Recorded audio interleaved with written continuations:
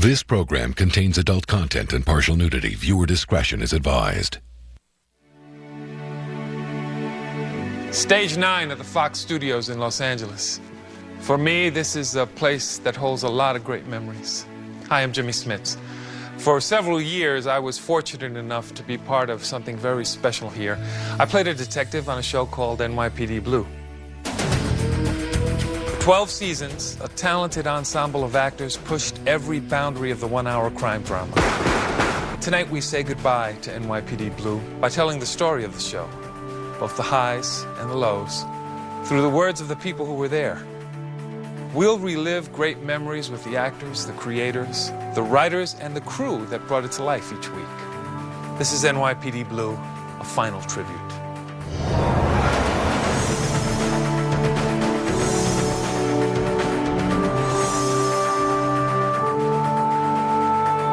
There were no rules. There were basically no rules to what the shot was. It was like actor boot camp. Nobody even remembers that I was naked. There was this total backlash from the press. I just remember going, wow, I'm now a part of this show. It was worth the difficulty and worth the effort.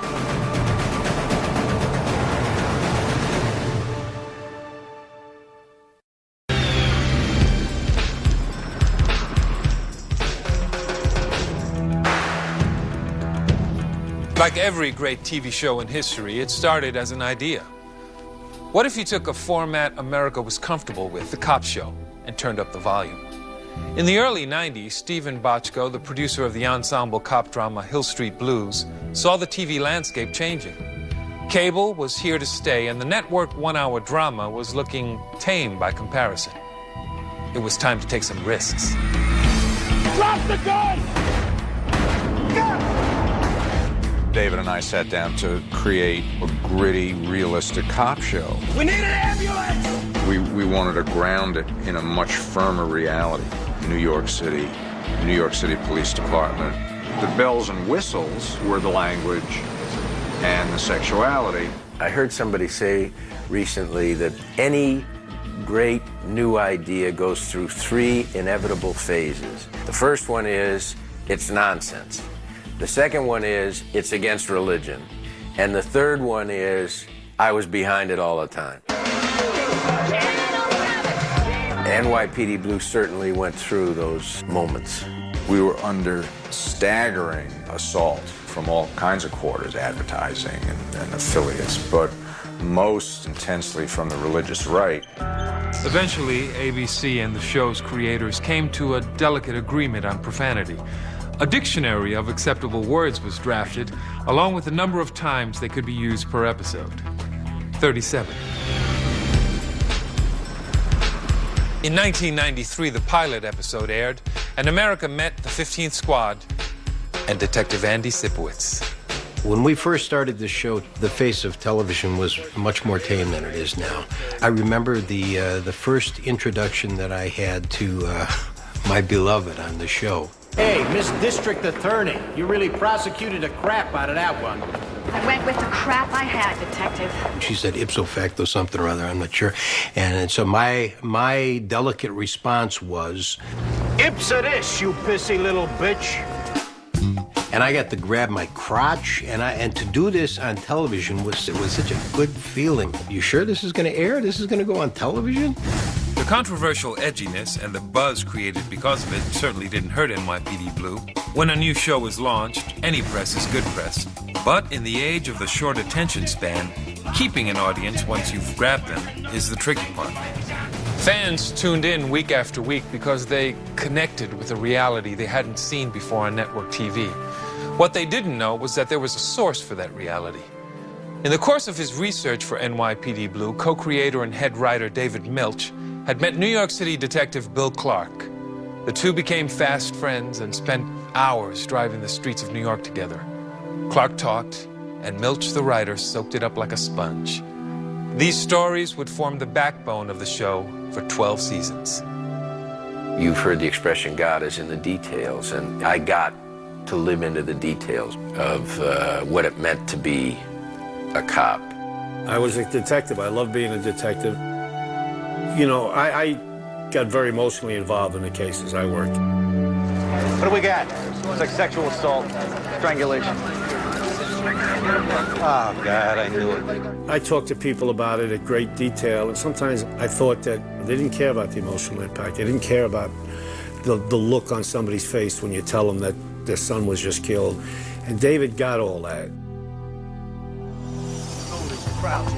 What Bill brings is an attitude, the courage that a cop possesses, and the pride, the absolute pride of a New York City cop. Bill Clark, the former detective, eventually became an executive producer of NYPD Blue. When we return, NYPD Blue takes off, but then Hollywood realities hit.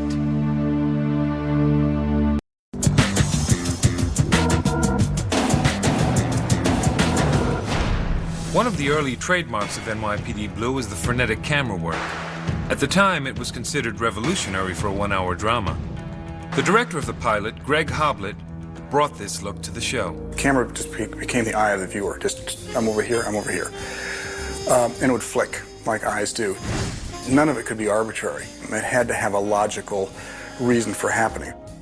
There were no rules. There were basically no rules to what the shot was. When I thought I was safe, all of a sudden there was a camera in my face, and I thought, oh, this is going to be interesting. In the second season of NYPD Blue, it looked like the show had weathered the storm of negative publicity, receiving a record 26 Emmy nominations. David Caruso's portrayal of Detective John Kelly made him one of the most popular actors on TV. Look, I know for a fact that the gun aimed at that cop was not loaded. It was useless. But it's your edge. And if you use it, you're going to destroy this kid. Now, you know that. Come here, Norman. Okay, I'm getting sick of you. Tell me if this is unloaded or not. I don't know! You're right. Empty. Kelly, you want to sit on a butt like cottage cheese? Be my guest. Meanwhile, I'll be sitting on this. Even the nudity that had ruffled feathers the first season was becoming acceptable.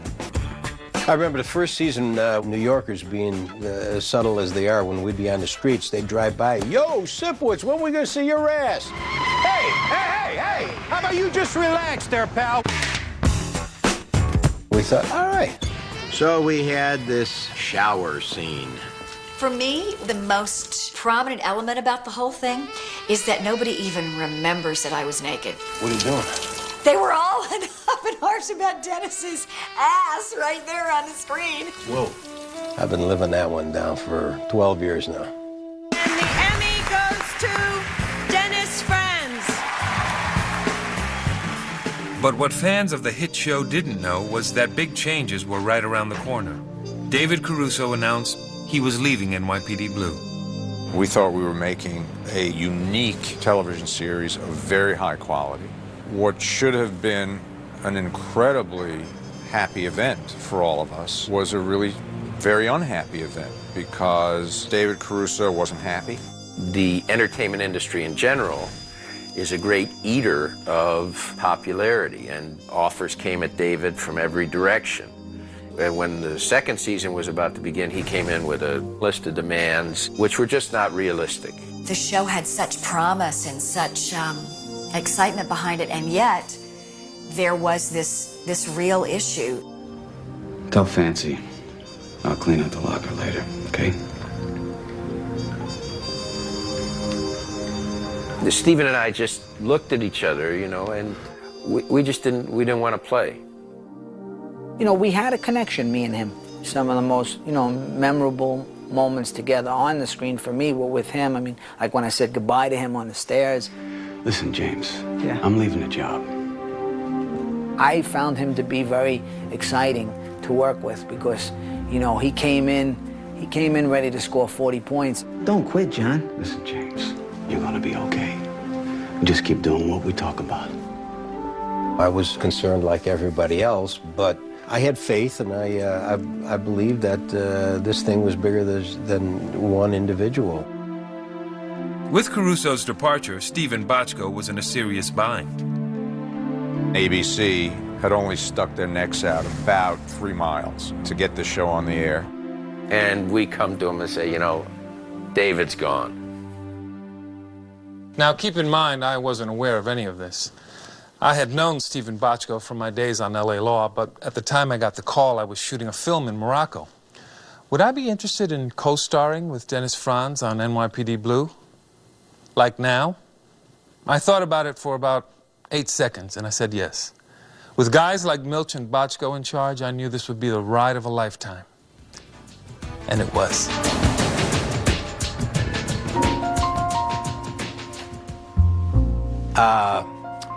This is our locker room.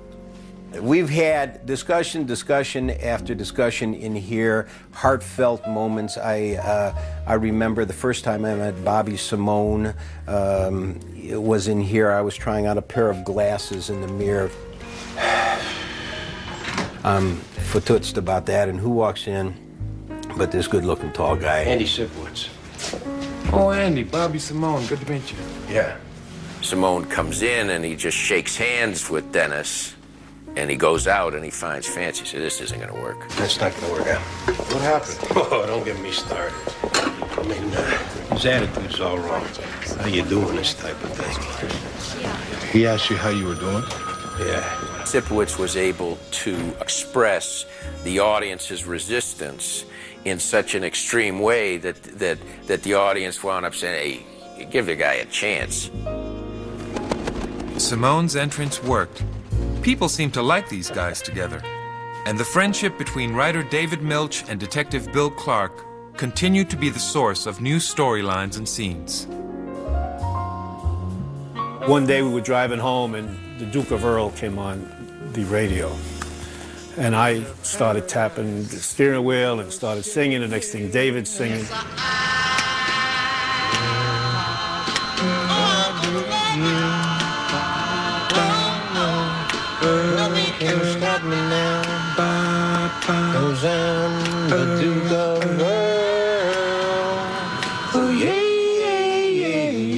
Actually, in that scene, I drive up in a car and say, what's going on? What's going on? Jimmy and Dennis both felt that scene was when they really bonded, when it showed that they were really buddies. Hey.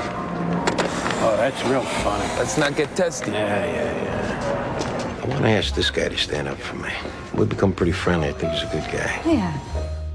As the relationship between Sipowicz and Simone grew stronger, the show evolved, becoming more than just a cop show. New storylines examined life outside the 15th, as other characters emerged.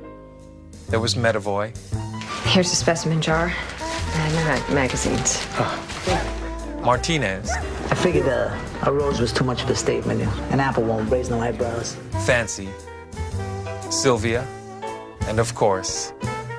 Do you like hockey? I'm not a huge fan. Donna. Donna Abindanto. The one Greg was involved with. Hi. Hi. Donna's sweetness and Medavoy's bumbling were just this escape from the precinct and everything going on in it. There's a great storyline that Medavoy got involved with Gail O'Grady and her sister, played by Deborah Messing. I'm very attracted to you. This poor guy had to deal with these two beauties. I'm all yours, detective. Oh, boy. That was a tough day at the office. Whoa, look at this. I was talking about the Deborah Messing, the Gail O'Grady situation. You know, I actually talk about that in my sleep. So. The relationship between detectives Bobby Simone and Diane Russell raised a compelling question. What happens when two cops fall in love while they're on the job? Pretty proud of yourself there, Diane? What are you talking about? Putting yourself in harm's way like that. I was doing my job. You're gonna start quoting the book How to Do the Job while you're carrying our baby in your belly. This conversation does not continue here. The thing about the show is the characters. They're raw. They have flaws. You know, so people can look into those characters and see themselves in them. As a token of your promise to him, place a ring on his finger.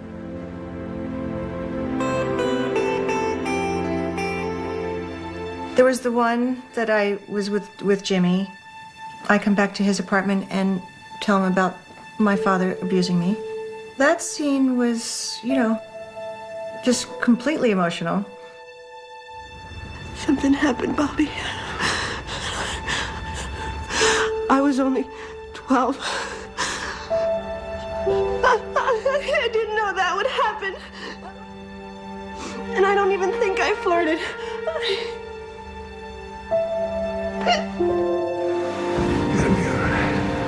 In many ways, the characters of NYPD Blue, both then and now, carry ghosts with them. Sometimes they're literal, like when Andy confronts the ghost of his own dead son. You know who's in the bathroom that I brought with me? Sylvia and the baby. Think seeing me murdered's gonna make a happy memory?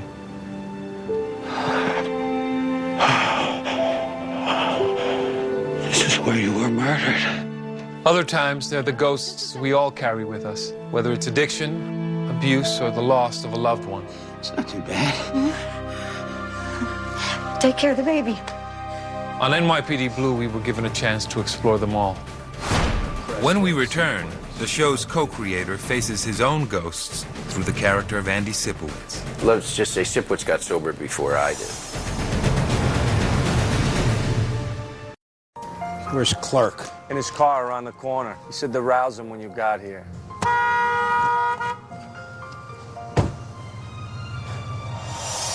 Detective Andy Sipowicz. It's tough to imagine the TV landscape without him. For 12 seasons, we've watched this guy battle everything from new partners to new bosses to a bottle of scotch. He's intolerant, he's grumpy, and he's exactly the guy you want on your side. Why is that? Well, it's simple. Good writing and Dennis Franz. It's amazing to watch the sort of very subtle transition from Dennis, who is this sort of easygoing, jovial, fun-loving, charismatic guy, to becoming this other man. What? Who is very dark and opinionated and intense, and... Don't you ever do that again. He's got that thing. When I would meet people on the street, they expected Andy Sipowicz. Okay. Where? It's a vacant lot down on the Brooklyn waterfront. Is he gonna smack me? What, I'm the bad guy? Did I say anything? When I got this job, I thought, he was the last guy I met. Came to the set and I'm thinking, oh boy, man, this is Sipowicz. I mean, I'm his partner and he's gonna eat me up. What, you figure you were gonna clear this case on your own? Is that how it works? What are you talking about? This gruff kind of character, that you look at, and there he is, with the hands outstretched, give me a hug, and hi, Mark Paul. I mean, I'm pretending to be this. And then to confess that he watched Saved by the Bell, and I was like, what? This guy? When was the last time you tried going on a wagon? When's the last time you tried growing tits? I was concerned from the very beginning that who is going to give a damn about Andy Sipowicz? This guy was a racist, he was a loose cannon, a womanizer. Who's going to care? I get shot 5 or 6 times. First episode, if I die, so what? So I brought this to the producers, Stephen and David, and they gave me this thumbs up and says, you're going to find a way to make them like you. I came here to tell you that you're the toughest bastard I ever met. And I'm not counting you out.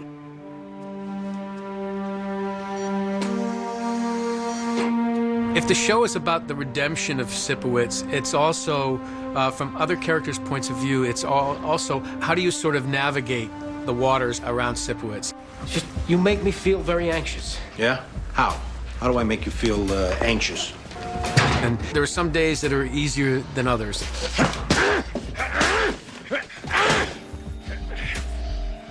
Sipowicz is like this marine crustacean, that you're amazed he can move from one place, to the other. He's got so many barnacles and other growths on him. And yet he's always somehow able, to reach out. And then you see that even a marine crustacean could be a beautiful creature of God. The character of Andy Sipowicz sprang from the mind of co-creator and head writer David Milch. Milch, an Emmy-winning writer for Hill Street Blues, has always been open about his personal struggles. But artist that he is, he confronted these struggles in his work. For the first 7 seasons of NYPD Blue, the creator, Milch, and his creation, Sipowicz, battled their demons side by side. Sipowicz is an addict. He's an alcoholic. I'm an alcoholic, among other things. Let's just say Sipowicz got sober before I did. He was almost a beacon of hope for me. I was able to enact that daily struggle in Sipowicz. Do you want people to help you, Andy? Please help me. Yeah. Now, I worked with David Milch through my entire run on NYPD Blue, and it's my opinion that his writing is nothing short of genius. I say that now without hesitation, but at the time, the working environment could sometimes be brutal. Very quiet, please. David worked at a fever pitch. Day to day, his hands were in every aspect of the process, from producing to editing to writing. The deeper you get into a disease, the more you tend to isolate. I just didn't like to have to explain anything to anybody. So I would just say, I'll do it myself. Often we were getting scenes just moments before the cameras rolled. It took its toll.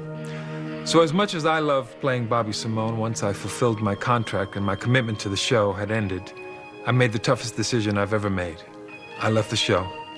And once again, the creators stepped up to the challenge. I never thought I'd make a new friend. Now he's gonna die. No, you don't know that Bobby is gonna die.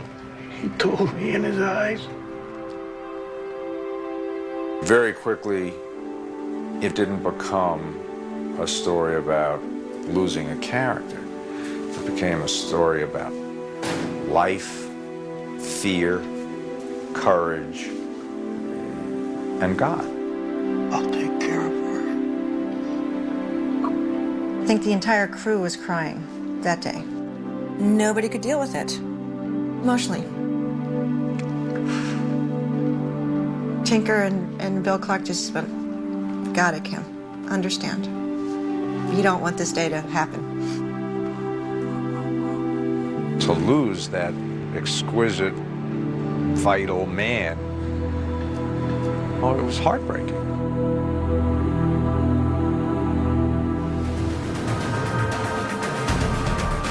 Andy's next partner on NYPD Blue was Rick Schroeder. Squad's upstairs? Yeah, what do you need? I'm assigned up there. So that's what 14-year-olds are wearing now? A lot of the press were like, what? You're hiring Rick Schroeder for NYPD Blue and to replace Jimmy Smits? It was like scoffing at me. So at what point do you get a locker in this squad? Schroeder proved to be tougher than his critics, and the show powered through. But according to the people who were there, season 7 of NYPD Blue proved to be its most chaotic ever. I wasn't there when supposedly the rumor was it was normal. People don't believe me. We had call sheets. That's the schedule that we get every day that were just blank. If you ever done a school play, we were doing a school play, except when we got to the theater, we didn't know what the play was. Dennis would say, Rick, wasn't always like this. You'd be called in, and David would start coming up with stuff to do, and he'd develop these scenes as you're there. People were writing inside their eyelids and on the bottoms of their shoes, Hey, Baldwin, let's not have any direct or simple communications. Don't say nothing to me I don't have to work on with a decoder ring. It made me a better actor, because this guy threw everything he could at me, and I handled it. And he made all of us better. I mean, he raised the bar. It was a very, very stressful, difficult way to work. But the rewards were wonderful when you were able to be a part of David's genius. When he came up with something that was just really so unique and special, it was worth the wait and worth the difficulty and worth the effort to get to. I cannot live on a day-to-day basis, and I am saying that with honest expression. Is he okay, Andy? Honest to God. Don't worry about nothing.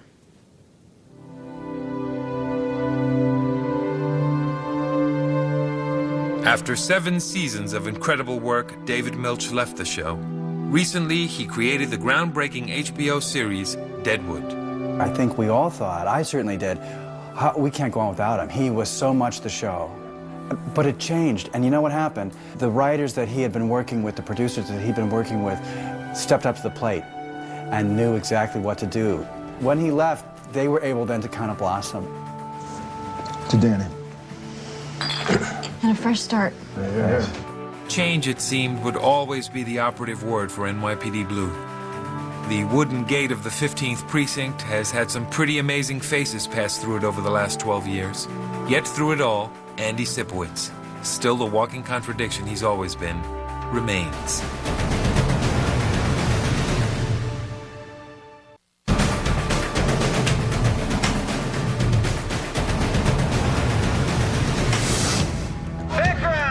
Every season, the cast and crew of NYPD Blue travel to New York City for 1 week to shoot exteriors for the entire season. They come to shoot and to connect with the city that is, in many ways, one of the stars of the show. But what viewers don't know is that most of the exteriors are shot in Los Angeles, on one street on the Fox backlot. We've redesigned the street probably about 200 times. Redesigning the street, what it means is that we take every storefront and we do a different storefront, different signage, different vinyls. We'll do different dressing. It could be a leather store one time, it could be a crack house another time, a restaurant, a bar. This is my toy box. David Milch's departure opened up a new era for NYPD Blue. The show took on a decidedly lighter tone. Perhaps the writers felt like poor Andy had been through enough already. They gave Sipowicz a beautiful wife, a sweet new son, then another, and a hint that maybe things were going to work out for him after all. This opened up creative possibilities that really did bring Andy full circle. After 11 years of fighting his demons, he was now a mentor. Now, that's not to say that Andy went soft. My original point is you got a dead Hispanic with no ID, you got this. Sorry to interrupt. When I first came in, I don't think I was very much accepted by Sipowicz. You know, he's had a little bit of the racist thing happening, and... Yeah, INS does what they want when it comes to illegal aliens. No due process, nothing. Does the word illegal mean anything to anybody anymore? Soon after, though, there was that episode that really brought it home for me when he said that I was part of the family. Squad sticks together, we're a team. You're on the team. Lieutenant Thomas Bale, how's everyone doing today? I've heard the name Bale from Internal Affairs. You related? That's me. We needed some juice this last season, and we got it in the form of Bale, Lieutenant Bale. Time to start covering your ass to be right about now, guys. I like to know everything that's going on in my squad, so keep me informed to the minute. They were sort of what they call a rogue squad, and they sent me there to rein things back in and have them, you know, do policing by the books. Knowing that Andy has, you know, in other words, been running the squad, to sort of come in and go, no, not anymore. I'm taking over, and this is the way it's gonna be. So that only led to conflict. We got a system here. It's changed, and you better change or you better leave. Curry Graham plays the Lieutenant Bale so wonderfully. He's a real pain in the ass. Do you remember an announcement I made earlier about being kept up to the minute? The fish are listening. Might be a problem with the water. Who handles that? I do. Oh, keep me informed. After the first couple of scenes, we were like, okay, this is good. This is fun. You know you're over 500 miles past due for an oil change? I didn't know that. It sure gets into the shop. Yes, sir, Lieutenant. When Mark Paul Gosselaar came on the show in the form of Detective John Clark, he brought a wonderful addition to the show. Wasn't a very nice thing to do. And this character finally presented us an opportunity for us to see manifestations of a younger Andy Sipowicz in development. I'm recognizing traits in him, or my traits, when the world first met Andy Sipowicz. Give me those damn keys! You're in no condition to drive, John. You want to stay here and keep making an ass out of yourself? Get home by cab. You're so screwed up, I don't know if you realize it. This last season, Mark Paul has been in dilemmas that I've tried to help, and his refusal to allow me in sometimes I can relate to. You lost your temper because you're hungover. I had 2 beers last night. Then you're sleep deprived and sour because of the whores and staying out all night. Andy, whores was you. I'm plucking off secretaries. It don't matter. Yes, it does, because it's worse. Everything you did was worse. But tell me how to fix my life, you're a hypocrite. By virtue of his own experience, having wrestled lifelong with demons, Sipowicz understands that you can't parent somebody who doesn't want to be parented. Listen, John, I don't want to work with you no more. You gonna dump me as a partner over this? Yeah. Shame on you. You're cutting me loose for nothing. Huh? I'm having a tough time, and you don't want to deal with it. So here's your easy out. Yeah, well, good. You don't want me as a partner? I don't want you as a partner. And if that means that you fall on your face, then you fall on your face. As the show evolved and changed over the years, I kept up by watching it. You see, I was still a fan, which is why I was so honored when Stephen Bochco called again and asked me to return to reprise the role of Bobby Simone in a new way. Hey.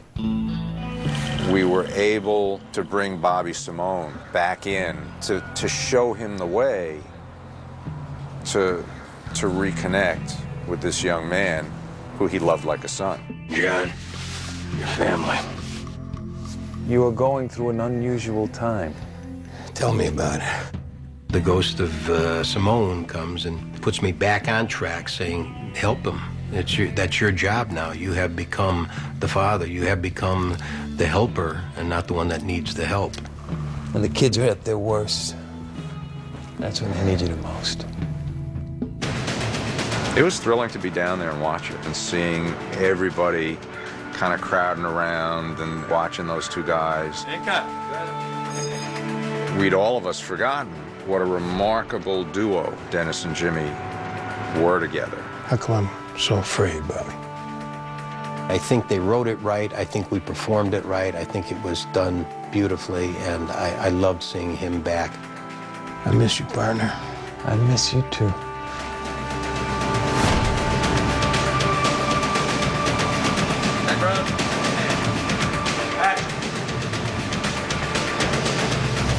God bless him.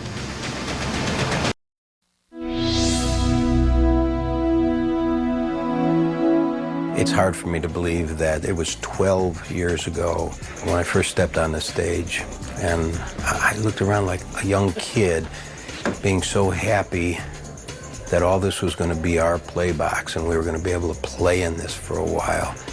May I feed your fish? Be careful.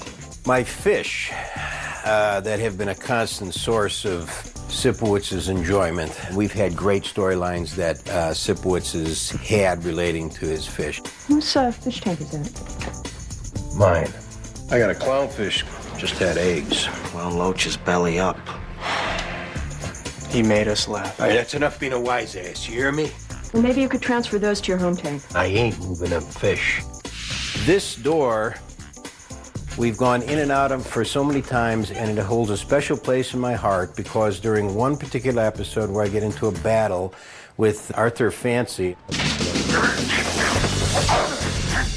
I went up like this, and bam, my fist went through this supposedly tempered glass, sliced my forearm.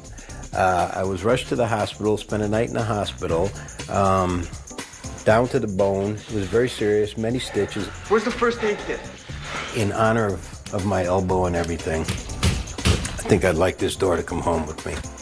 This gate, I think, is on the list of things that I would like to take from the set.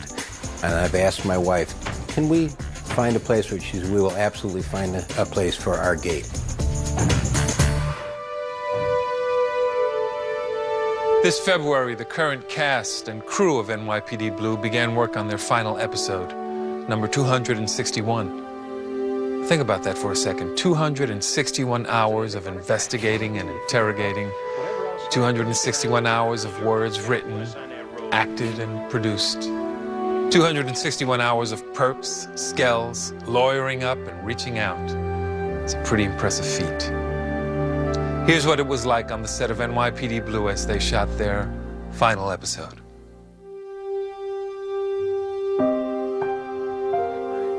Speeding? Hey, Mark. And action. We're leaving now, Sarge. Yeah, okay. We're sorry if we lost anything up. Don't worry about it. Everything came out fine. Cut. We are shooting our last scene. What is the last scene of the show? We're not shooting out of order. The last scene we're shooting will be the last scene that anybody ever sees. Let's make this nice and...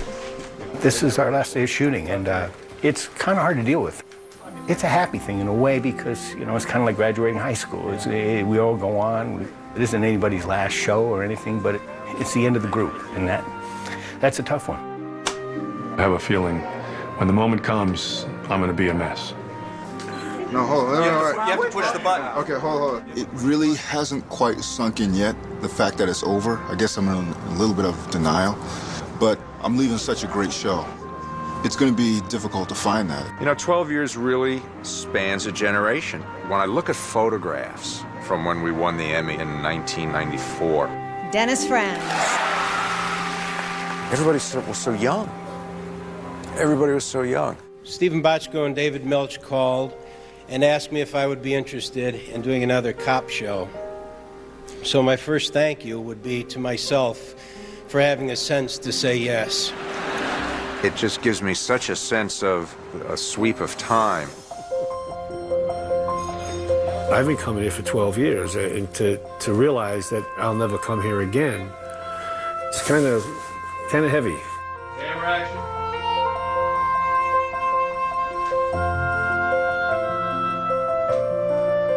And cut. Cut.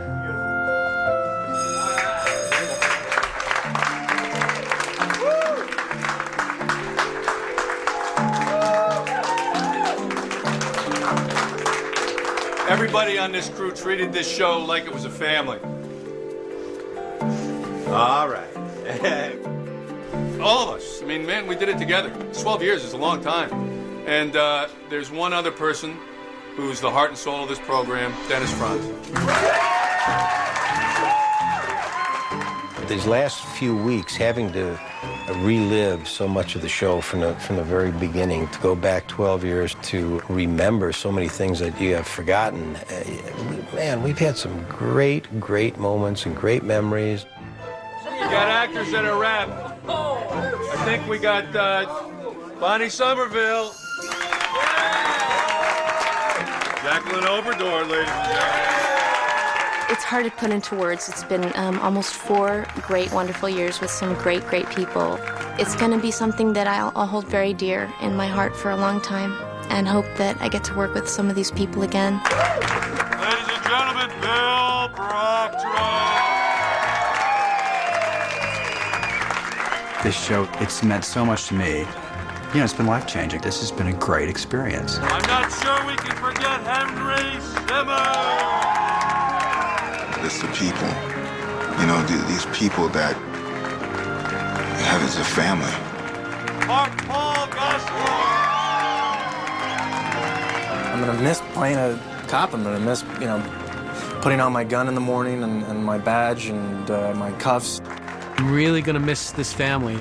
I think that one of the hardest things is going to be leaving this character, you know, not being able to see him every day. All right, on 3. I can't imagine a better working experience than what I've had here. It's just been a great 12 years. I think if you really look at the 12 years of this show, it's about change. You can either embrace it or you can resist it, but it's coming. People change, but they change reluctantly and in the tiniest of increments. And yet, when you look at the 12-year tapestry of the show, you can track the changes, and the changes are significant.